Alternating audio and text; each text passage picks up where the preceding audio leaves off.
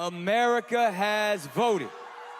The winner of the $1 million and the star of the headline show in Las Vegas is...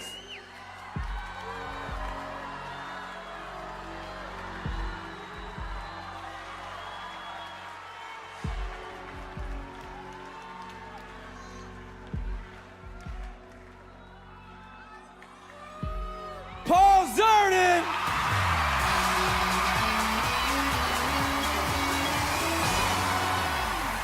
America voted for you! How do you feel, Paul? I am totally speechless. Thank you so much. Thank you so much. It's surreal. I'm bowled over. Thank you. Oh my God. Happy Monday, everyone. So, Paul, I have to open this by saying Donna. I think you're actually almost, if it's possible, too good at this. Because Paul has 3 puppets. Or dummies, I'm sorry, dummies. Whatever you want, puppets, and figures. The third one that is not here is the baby.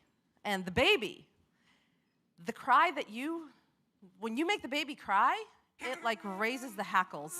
Like, stop, I can't. It literally takes me back to bringing a newborn home from the hospital. I'm sorry, the please baby. keep going. Just do it for 15 more minutes. I'm really sorry the baby's not here, but he's in timeout. He was up all night. He kept me up all night, and so now he's sleeping now. So I've got the other 2 here. They're having a nice little respite right now. Yes. So looking back at you winning, and congratulations on that, of course. Thank you. What went through your head? And by the way, I love it when people ask you after you've won like the World Cup, how do you feel? Imagine Germany being like, really, that's no big deal. It was basically they milked that moment so much that, we were standing up there for what seemed like weeks, and it's whittled down to, 3, 2, 1, and it was myself and Drew, and we were standing there for hours, and then they're about to tell you, and then they go to an ad break, and then you're like, oh God. And I was ready. I was getting in my head. I thought, well, it's going to be Drew. I just thought he's going to be the one. I would have voted for him, and he was terrific, and I thought he's going to be one. So I'm getting ready. I'm getting the speech ready in my head to go, well done, Your the best man won. speech, yes. Yeah, totally. And then when they did say my name, I genuinely was like, and I was speechless, which is not very good for a ventriloquist. And it was an amazing feeling, but it was also a mixture because I'd been flying backwards and forwards from London to New York to do the different heats of the quarterfinals, semi-finals, whatever. It was a mixture of euphoria and jet lag, really, the whole thing. So it felt, and when you play that clip, watching it back now, it's like watching someone else. That's what you were saying. It just feels really weird. What was the greatest impact you felt on your career after winning? The greatest impact? Well, it's such a big showcase, America's Got Talent, and there's the Got Talent brand is all over the world, but it's the American one is the big one, and so it's a massive platform for it's a variety show, and it's an amazing platform for every kind of variety act. And we live in an age now where stand-up comedy is a huge business, particularly in the UK, but worldwide, really. Everywhere, yeah. And obviously the States. But variety has had taken a back seat, and so I think it's a great way of putting on a variety show. But obviously it is a competition, so there's that competitive element. And people ask me why did I do America's Got Talent and not Britain's Got Talent? And I've been going for a long time at home in the UK and worked all over the place. And television, it's difficult to get on television. And I have been on a show called The Royal Variety Show, which is in front of a member of the royal family. And they take turns. So one year the Queen does it, the next year it's Prince Charles. And I've been on that show a few times back home in the UK. And one of the prizes, or part of the prize of winning Britain's Got Talent, is to appear on the Royal Variety Show. So that would have looked a bit kind of, looked like I was cheating in a way, rocking up on Britain's Got Talent when I've already done what you're aiming for. Yeah. But America's Got Talent, I just thought America is such an enormous market, and it's kind of like the entertainment capital of the world, really.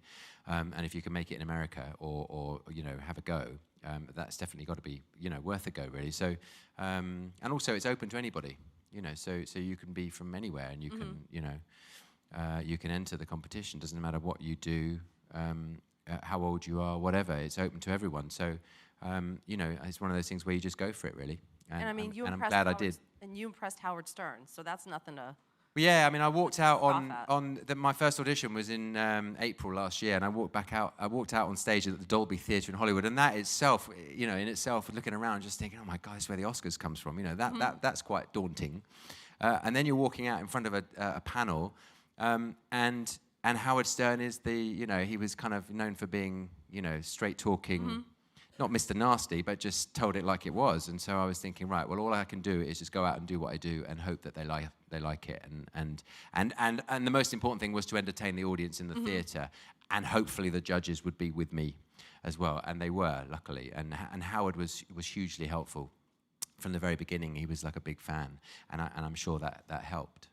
And what you do is so unique because what you do is a mix of stand-up comedy and ventriloquism. I always screw up that word. It's not an easy word to say. It's a tough word. Try saying it backwards 100 times. You first. No, you go. In your baby voice. No. But move on. I know that you got started at 10 years old. Someone gave you a puppet theater, and you became addicted. So kind of talk to me about that. What resonated with you? Well, I'd always been a fan of puppets, and in particular the Muppets and Sesame Street, I guess. So we were brought up, my sister and I, watching Sesame Street on Saturday mornings. And there was something about those Muppets, and I don't know anyone that doesn't like the Muppets. I've never met anyone that doesn't like the Muppets. And so... You have no soul if you don't like the Muppets. Exactly, absolutely. And so watching Ernie and Bert or Grover and Cookie Monster, and, those moments where they're counting with the children, and, those were just enchanting, magical moments. And I always remember, just thinking, as soon as I saw these characters, I think the first time I saw them, I wanted a puppet, not a teddy bear. I wanted a puppet that I could, get my hand up and copy them, basically. And at that time, around about sort of 9, 10, I'd been doing magic. I'd been given a magic set for Christmas, and I was learning magic tricks, and I was really good at annoying my family with these card You were tricks. one of those kids that made everyone sit I and really watch for was. hours. I really was. And I hope you bought each member of your family a car. And I used to, not yet. I'm working on it.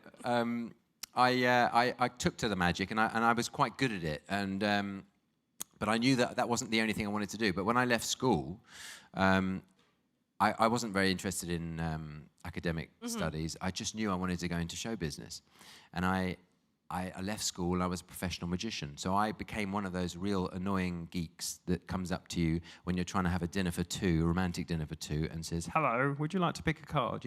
People tell you to get lost and make yourself disappear.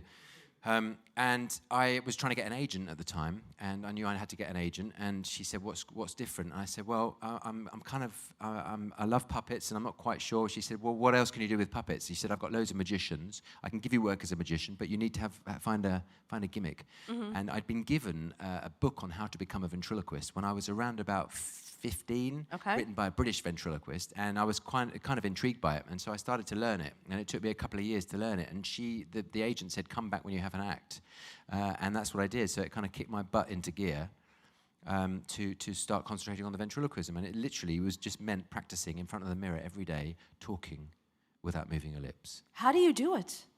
No, seriously, how? It's so daunting. It's a real. I mean, you could try this, okay, Donna. You try this, okay. So imagine you're sitting in front of the mirror, and you just literally you relax your face, and you just say something like hello without moving lips. Say hello. Hello. Hello. Just say hello. Hello. Say hello normally. Hello. No, now just relax your face, but keep a gap between your lips and your teeth, and just say hello. Hello. Yeah, you see, you can do it. It sounds like they Novocaine my mouth. I don't think anyone would pay for this. Hello, hello. So anyway, you just try and you basically you learn to. It's like learning to speak again, but using your tongue, which takes over without making it sound too boring. But it takes over and starts recreating the sounds that your lips would otherwise make. So it's about keeping the stillness here, and you learn to sort of talk again by this technique, and which is you're pushing up air from here, and that's ventriloquism. And it took me 2 years to get the basics. Hello, how are you? Hello, hello, oh hello. Isn't this crazy, people? I mean, seriously, do you know how hard this is? It's just a very strange. It's a very strange thing. Oh, it's not strange. It's immensely difficult. Oh yes, it's very strange. Hello, how are you? And I think I had a knack for it. And I phased out the magic, and I put in the puppets and the ventriloquism and the comedy, and that's kind of I owe it to my first agent who said, that's you got to have a gimmick, and that's kind of what happened. When did you realize that you could make a go of this professionally? I mean, do you remember the first time you stood in front of an audience and people really responded? I did a show. I think I did my first. I used to have a character called Gus, who was before Sam, and he was very much like Ernie from Sesame Street, and he had an American accent. And I did a show at my sister's school, Putney High School, and I did in their assembly one morning. They used to have different presentations, things, and I did my act, and I did a bit of magic, and then I got the puppet out, and I did 5 minutes of what I thought was an act, and I remember it going really well and getting big laughs, thinking, oh, okay, this is good, and then I started to put that into clubs and holiday camps, and I worked on cruise ships, cruise lines all over the place. And those sort of places, when you walk on stage and you're getting in the way of, bingo in a working men's club up in the north, and if you're not good and you've interrupted the main reason for them being out that night, and that's bingo, which is a big game. If you're not entertaining, they will tell you about it pretty quickly. So you had to get the audience on your side, and so you learn very quickly in those environments, and you learn how to try and keep the audience's attention as well once you've got it. Sorry, what was the question? Well, you just answered it. Oh. And also very impressive that your first real, winning stage performance was in front of kids, because kids are a tough crowd. They are not impressed by anything. Yeah, they are. And I used to do children's parties as well. I used to do everything. I used to do close-up magic. This is why I didn't get in my exams. I got English and drama at what we call the GCSEs in the UK. And I was busy making money and doing close-up magic in the evenings, and I was doing kids' parties in the afternoon, and I used to do magic, and I used to produce a rabbit as well, and I used to keep the rabbit in the car. Oh. Right at the very end of the show, I'd get the birthday boy to get up on stage and in the front room, on my little kind of platform, and get him to talk to his kids for a moment while I legged it out to the car, loaded the rabbit into the box, and then came running back in and went, right, quickly, before he dies, quickly, let's do some magic and show the box empty, and then the white rabbit appeared. So I used to do all of that kind of stuff, and yeah, like you say, if kids didn't like you, they told you pretty quickly. Oh yeah, the blank faces, yes. That's so true. What's the toughest part of being a ventriloquist? Well, until recently, ventriloquism has been regarded as quite has an image of being old-fashioned, and I think people are still quite scared of ventriloquists, especially close up, because I think because they've been depicted in the movies over the years as psycho killers and mad. Scary clown. Yeah, and I think people find them a bit spooky. I think now, because you've got some great ventriloquists out there, you've got Jeff Dunham, who's kind of has gone global. You've got Terry Fator, who has this amazing show in Vegas. You have some fantastic performers now, which thanks to YouTube and these platforms on the internet, it's opened it up, and it's made it actually I think people realise now it actually can be funny, and it isn't just some old bloke with a spooky looking doll with that dropped jaw, that goes, wants to kill someone. So for the record, you don't want to kill anyone. No, not yet. And I don't think it's only recently that it's become acceptable. It's become kind of cool. It's like magic went through a bit of a kind of a transition and became kind of fell out of favor. And now, we have an amazing British magician called Dynamo, who's he's gone all over the place. You have David Blaine that's made it cool again. And I think the more people doing it now, thanks to platforms like America's Got Talent, it becomes acceptable now. But for years it was like, oh, you're a ventriloquist? Oh, I don't think so. So now it's kind of become cool. How did you come up with your 3 characters?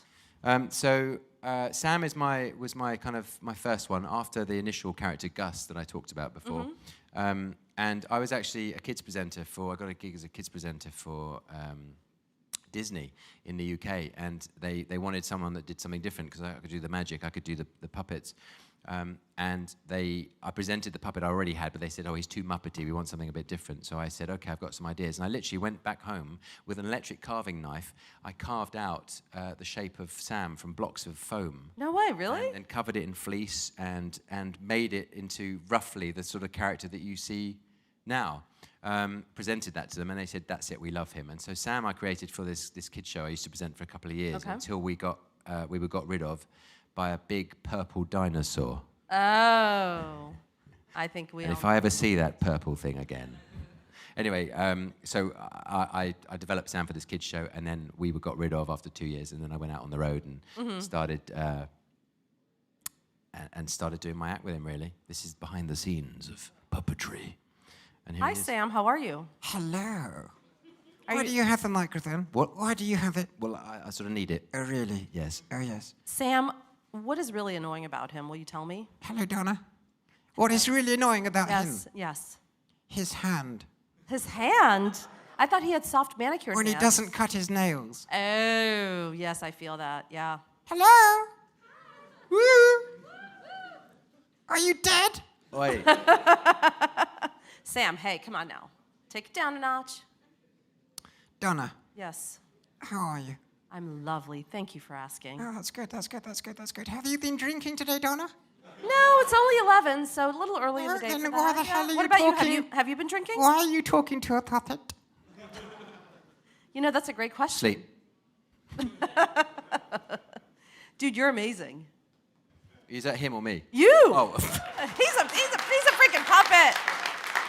And what about the baby? How did you come up with the peeing baby? So the baby, the peeing baby. Well, I just thought all my characters are kind of based on, it's kind of real life really. So Sam is kind of like a really cheeky, cockier version of me, and he can get away. And with a puppet, you can get away with so many more things than you can with than saying it actual as human, yourself. yeah. I couldn't go around calling someone ugly in the front row. The puppet apparently can. And so he's based on a kid and the kid in all of us in a way. And the baby is just a baby version of Sam, and he's kind of his brother. The baby is Sam's younger brother, so he looks up to Sam, and he's being slowly led astray by Sam and sees the way he behaves, which is quite bad. And it's those annoying things that you find in kids, like for example. In fact, this is a routine that I developed with my nephew. I have a 5-year-old nephew. I don't have children of my own, but I have a 5-year-old nephew. What are you doing? Just getting you here. Okay. Don't touch the... All right, sorry. So this is a routine that I used to do with Sam. What is it? When you copy me. Oh, yes. Okay, so this is inspired by my nephew, and I remember doing it when I was a child. The copying? Yeah, you're trying to get on, You're trying to get on, and you start copying me. you start copying me. Please stop copying him. It's so disrespectful. Keep out of this, Donna. Would you stop it now? Would you stop it? Look, stop it. Stop it. Stop it. Stop it. Stop it. Stop it. Look, I'm warning you. You stop it. stop it. It's pathetic. Pathetic. You're pathetic. You're pathetic. You're an idiot. You're an idiot! I can't do that. No. So that routine was inspired by my nephew, and it's just what kids do. And so the peeing course, baby, yeah. is just I picked up on. I'm a people watcher, and I love the fact that you can. They're almost like cartoon characters, really, and there's a lot of freedom there, and so the baby it just does kind of silly kiddie mannerisms. Obviously, he's 8 months old and he can talk, which is unusual, but He's a Mensa it's child. And it's basically you can do these things with characters. It's like real life cartoon characters, and with jokes. And the humor tends to be I try and make the humor a reason for it happening rather than just standing there with a puppet on your arm doing jokes for the sake of it. It's kind of like a little kind of one-man sitcom. So I've got the baby to look after. I've got Sam, who's this annoying kid who's just trying to push the line all the time. And then there's Albert, of course, which is this is Albert here. Let me get into Albert. Oh, gentle. All right. Sorry, you all right?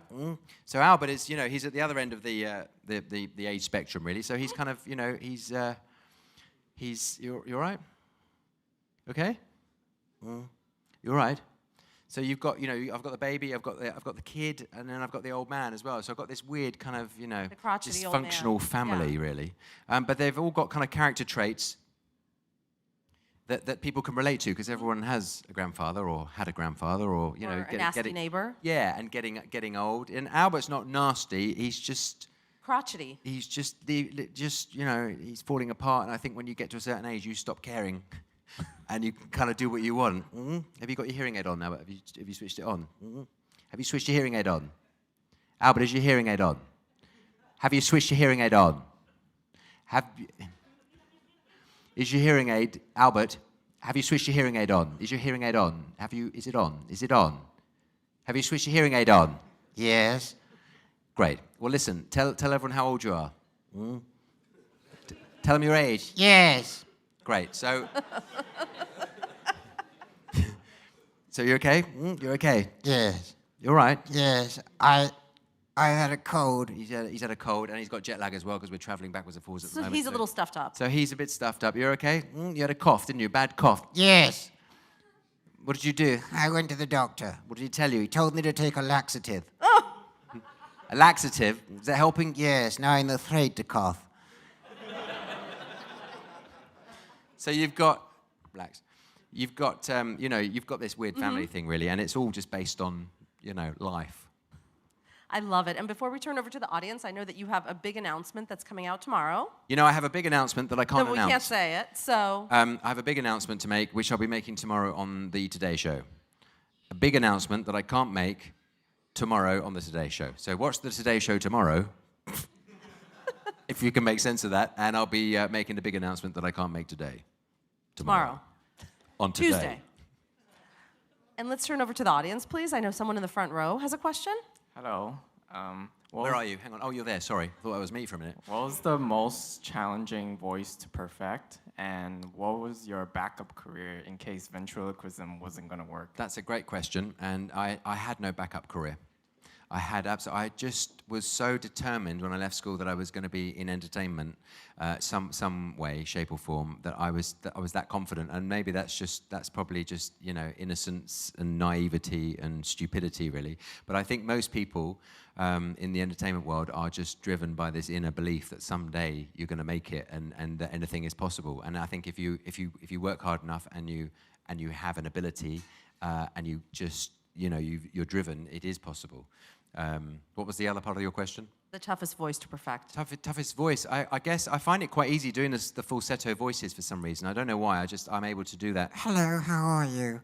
I can just do that. And Albert's is kind of like the other end. It's all, Yes, good God, yes. Hello there, yes. I think probably the hardest voice is doing my own voice.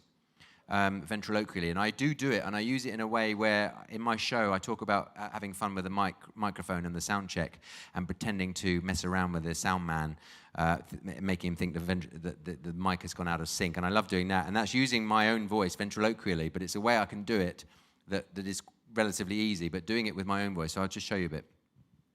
Hello? Hello? Hello? Hello? Hello? Hello? Testing. 1, 2, 3. It's not working.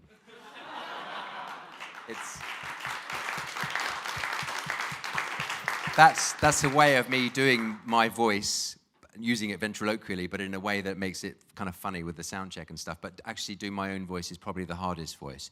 And I think that's probably why most ventriloquists, their characters, and also you need to have a different voice for your character, so that it is different from you, especially when you're going. And I like the fact that I can switch between the voices quickly, and I think people like that sort of, especially with that copy me thing. Hello, hello, stop it, stop it, stop it, stop it. That quick fire thing. So you need to have a different voice anyway. But I find my own voice ventriloquially speaking that's definitely the hardest voice. Hi, Paul. Hello. Hi.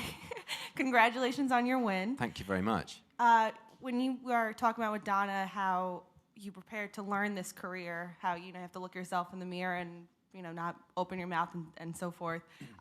Was there a particular person or other ways of studying that you looked up to and reviewed to perfect what you're doing right now?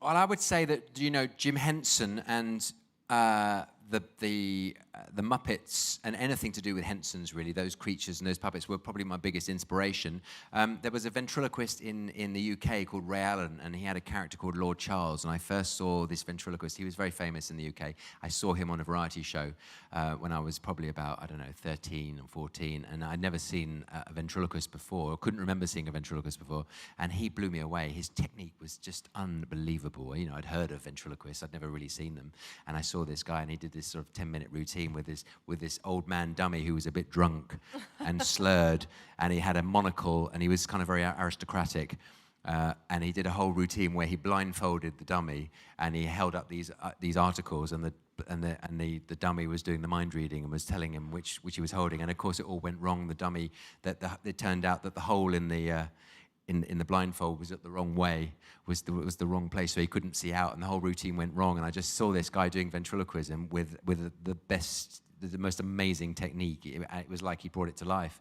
And I remember seeing that, thinking, oh my God, I want to do that. That is just amazing. But with the kind of Muppety type character, and I find, having worked at the Comedy Store in the UK for a long, long time, and comedy clubs, and working, with some pretty hard kind of, when you're on closing the show at the Comedy Store in London at 1:45 in the morning, and people have had a few drinks, they're not going to take any kind of crap, really. They expect, they'll tell you if they don't like you and heckling, whatever. And so I knew that if I had a Muppety type soft figure puppet, that would give you half a chance, I think, because of people loving the Muppets. So I guess it's the Muppets, really, are my biggest influence. And last question, please. Hi, Paul. Hello. Thanks for being here. Pleasure. So I was wondering, when you're on a show like America's Got Talent, there's a lot of downtime, especially during the audition process when they're filming. I was wondering how you keep yourself energized to go on stage, and if there's any sort of warm-ups that you do to get yourself amped up beforehand. There's a lot of hanging around, particularly early on in the audition process. And I remember waiting, I don't know where I was, in some holding area, some pen, where you have to ask permission to go to the toilet, go and use the restroom. And I remember just looking around and think, I managed to find a chair, and behind me there's some bloke wearing a dress, juggling. And then over there, there's a sort of team, what are they called, the cheerleaders. Mm-hmm. And there's a guy over there sort of practicing sawing his girlfriend in half. And there's another ventriloquist over there, and there's jugglers, and just looking at this sort of chaos, absolute chaos, which was sort of unfolding around me. And I just tried to sort of kind of keep not away from it, but just keep out of it, really. And so I just had my iPad and my DVDs and stuff like that. So yeah, just try and keep focused. But there is a lot of hanging around, and I just tried to sort of stay focused, but also just see the funny side of it as well. So I was making notes all the time and just thinking, this is really funny. One day for the autobiography, this would be great material, right? This would be, hilarious. And you got some, you meet some real characters as well. And also, the hardest thing about that is, if you start doing well in the competition and you're with a load of other people as well, you become friends, and so you build up a real kind of camaraderie.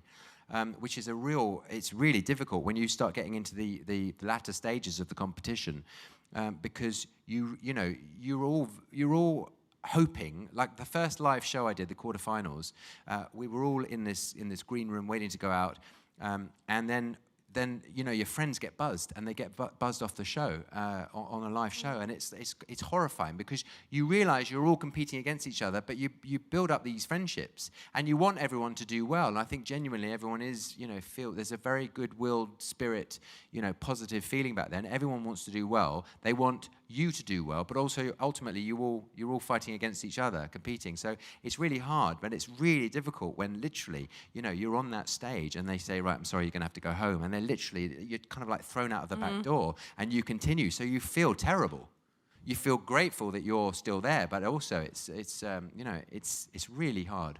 Well, I'm glad you have your puppets to cuddle with to make yourself By the feel way, better. can I just let you know, I don't talk to the puppets off stage.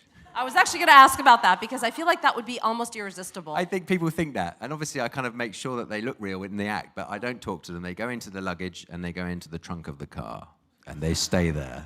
But it's climate control. Don't worry, people. They're not subjected to any bad situations. And what's next for you? Well, I've got this announcement. Thing you can't say. Which I can't say, which I can say on the Today Show tomorrow. And then I've got some gigs. I've been gigging. I was in Buffalo the other night doing a casino. I was doing a casino in New Buffalo. I've got some more gigs. I'm in the luggage. I'm living in a suitcase with them. Well, and for dates, check out Paul's website. Yes, paulzerdin.com. paulzerdin.com. I think there's only one way to close this interview. Yes. With the baby crying. Thank you so much. And I'm about to run.